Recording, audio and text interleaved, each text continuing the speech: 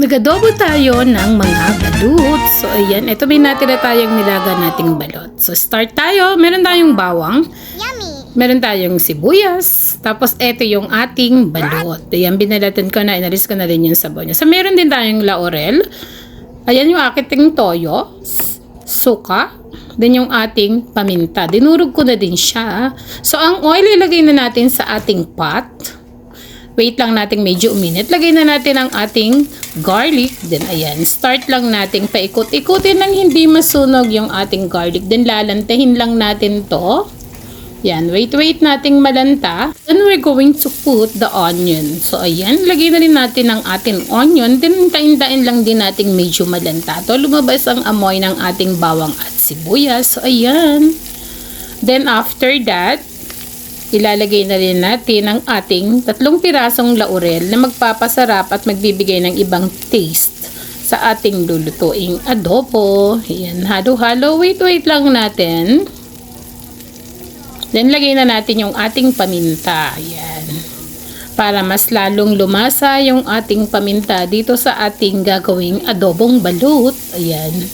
So, stir lang, halo-halo lang natin. Then, lagay na rin natin yung balot. Yan, 7 pieces to or 8 pieces yung ating balot. Yan, ilagay na rin natin siya para masabay na siya sa sangkot siya. Hindi na rin pala ako palalagay ng patis. Depende na lang sa aking igigisa. So, ayan. Busa-busa lang natin kasama yung ating balot. Then, lagyan na natin ng toyo. Ayan. Nor nga pala yung ginamit kong toyo. Hindi siya masyadong mapula. Tapos, ang sarap. Hindi na ako maglalagay ng bechin or ng MSG. Yan. Then, wait natin.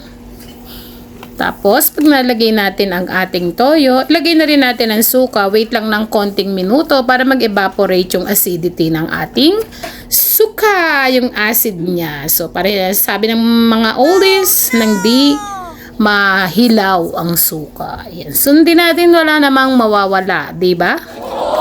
So, ayan. Wait natin mga ilang minuto lang. Then, lagay natin yung maglagay din ako ng oyster sauce na isa sa nagpapasarap at sekreto ko sa aking pag-aadobo. Ayan. Napakasarap kaya na may oyster sauce. Siya yung nagbabalance. Ayan. Pwede na nating haluin. Then, after that, mamaya tatakpan natin to. Hayaan nating mag-evaporate. Pero bala ko tong lagyan pa ng konting tubig para lalong maluto at lumasa sa ating balut. Ayan. Wait lang natin. O, boiling na yung ating balut. O, yan. Lagyan natin konting suka para ayan. As you can see, super boiling na yung ating, ayan na yung ating mga balut. Nilagyan ko rin ng 2 green na sili. Medyo paanghang mamaya pag kinain ng ating sanidad. So, ayan. Yan ang i-dinner niya. Adobong balut. Special adobong balut. Ayan.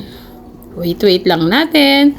So, ayan. Ito na ang ating, nire-reduce ko na nga lang pala yung reduce na lang natin yung ating sabaw para kumbaga magmamantika na lang tong ating balot. Mamiinit ko pa naman to bago ko pumasok ng duty time. Ayan.